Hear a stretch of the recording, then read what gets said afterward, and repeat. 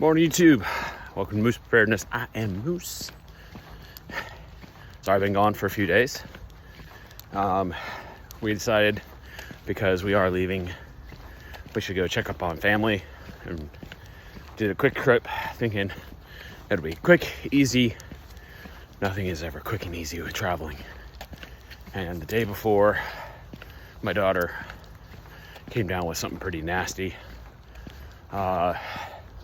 We get there, she's not doing good, and we take her to the ER, and then I start coming down with it.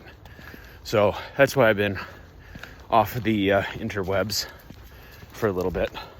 I am back in our native habitat. You might like his a beautiful bandana on. The people who take care of him really do take care of him, and they wanted him to look Christmassy, but he's too damn big for any other bandana they have, so now he looks a little bit more, cowboy, and I'll take it. But what I want to talk about today has to do with both travel and medicine. So, as I said, we decided to go visit family, and we kind of did our Christmas stuff early because from a safety standpoint, as well as a cost standpoint, doing anything near the holidays is peak stupid to go out in. Not just from a cost perspective, but from a craziness perspective. Let me give you an example. We had to rent a car. I have a large family. Life happens, right? We rented a car in 2 different states. In both states, I was able to get upgrades to a much nicer car, 7-seater premium kind of style car. And it cost me $0 and 0 cents. In fact, I think I paid $70 or less for one of them. And it was for multiple days because it's off the season. And they informed me that you got lucky, man. Because next week, which is kind of the week of the 15th, 16th of December, he said they're pulling, they being their corporate, they were a franchise, but their corporate was pulling all those big ones, and it was going to start to be like $200 a day.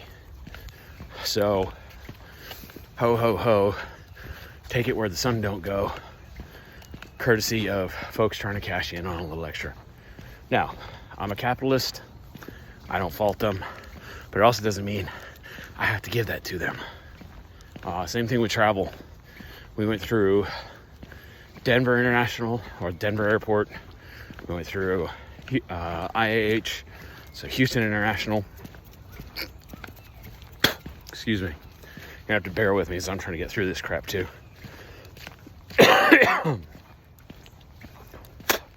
Going through DIA, or Denver International, took all of about 20 minutes from bags dropped through security.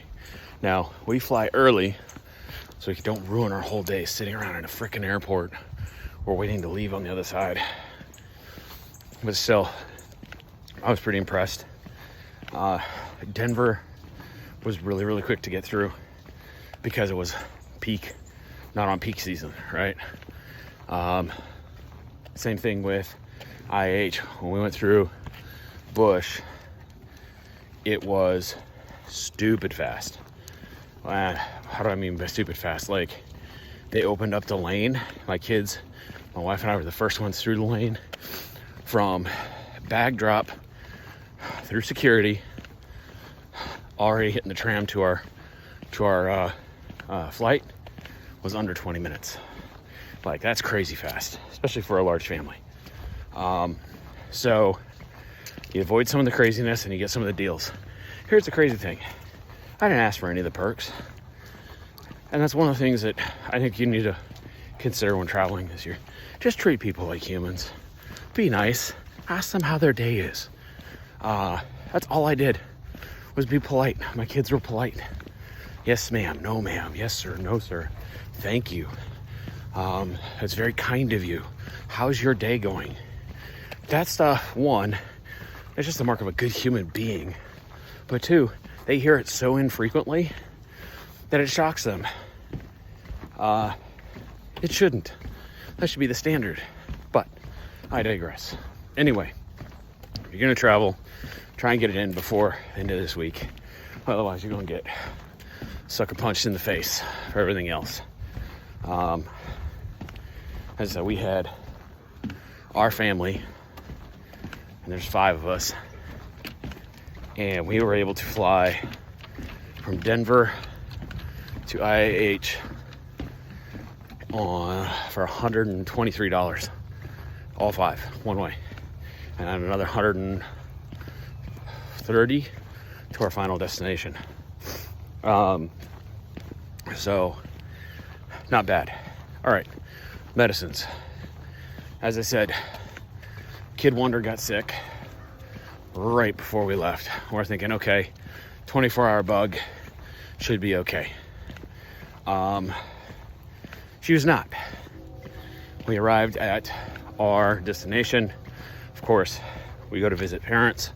Parents are worried because they don't want to get sick because they're older. But they took us in anyway because you take your family how you come, right?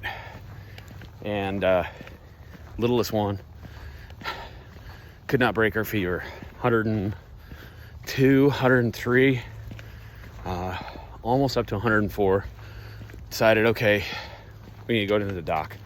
So found the nearest military post, which isn't too far from where I grew up. And we went to the ER, get her checked out. Again, I'm starting to get symptoms at the same time. Tested negative for all the big ones. No cold, or no flu, no pneumonia, no RSV, which we thought it was. No C19, which I didn't think it was. But nothing, just something nasty. And they recommended guaifenesin, like the expectorant, and nasal spray. Like that was their solution. Okay, fine. Seems a little light, but I prefer conservative approach when we go to medicine, right? You know, that's why I didn't get my shoulder surgery. I was like, oh, I'll try the steroid shot first, which is probably why I got sick, because it probably compromised part of my immune system.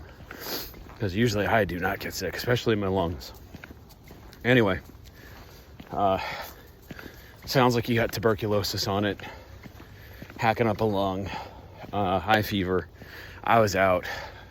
Like when I mean I was out, if you've ever seen a dude who does not stop for anything, say voluntarily go, I gotta lay down for a nap because I'm dying, that's when you know you're not doing good. And it brings me to meds. I usually travel with meds for aches, breaks, bumps and bruises, things like that. The wife has a standing script for an inhaler, which was a godsend for us when we had our stuff, because a lot of times you couldn't breathe. Just so much crap in there. But when you travel, the best meds we found, especially for kids, is liquid. Can't take that shit with you. So what do? We were able to find some stuff that was chewable, like Tylenol, to help keep fevers down. But just a thought of how much do you have, and then if you extrapolate it out, so if our family of 5 gets hit, right, how many meds do I have to take to keep everybody's fever from peaking? Do you have a working thermometer? We went through 2, one at our house, and it kept throwing off super weird readings, or we thought they were super weird. Apparently they were she's just running high. But do you have an actual thermometer, not that electric crap? Because at one house we ran out of batteries for the thermometer. Well, really the thermometer just tells you where you're at, whether or not you need to get worried. But having that on hand is a huge thing. Tylenol is pretty good for fevers versus, say, ibuprofen. Ibuprofen tends to work better with me, but I needed Tylenol for this stuff. But Tylenol you can only take so much of. I think it's 4,000 milligrams for an adult before it starts hurting your liver irreparably. So, but it's crazy. You could tell both of my little one and with me feel like crap. You take the Tylenol, but soon within an hour of getting it, bounced right up like it was nothing, no big deal. So, pretty significant change.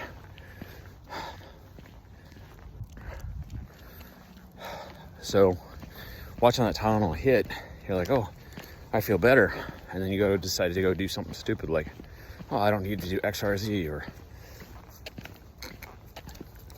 now I can go do all those things I wanted to do in these destinations, and you can't, because you should still be resting and recouping.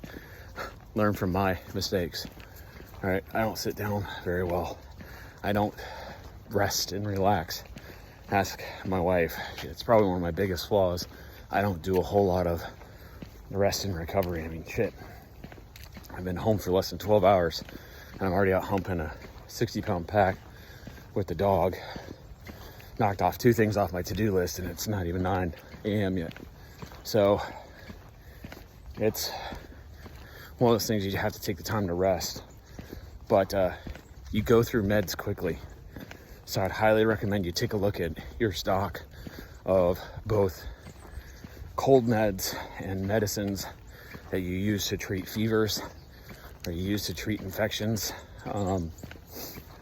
I highly recommend looking into a company called Jace Case.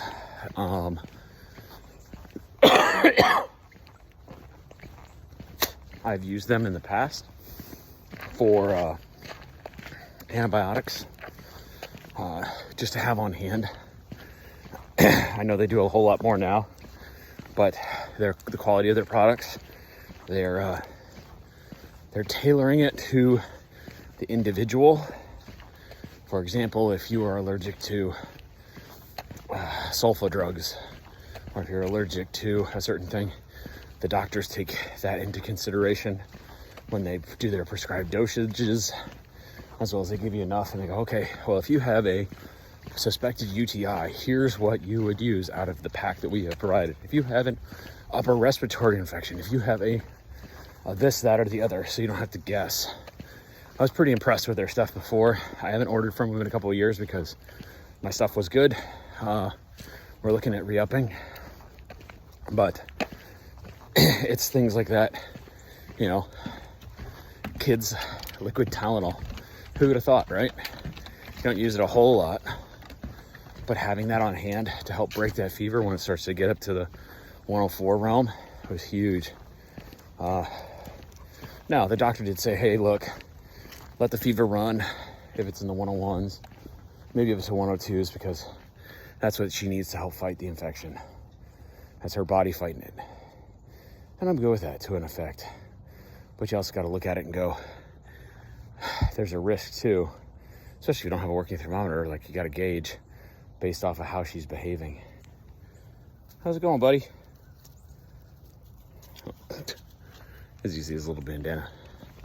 I'm gonna have a steady supply of good meds. If you don't want to do the children's method, look at the adult dosage. Get a pill cutter. Pills last longer, a lot longer if kept in good condition. So that'll help. Hope this is helpful. Stay safe out there, out here.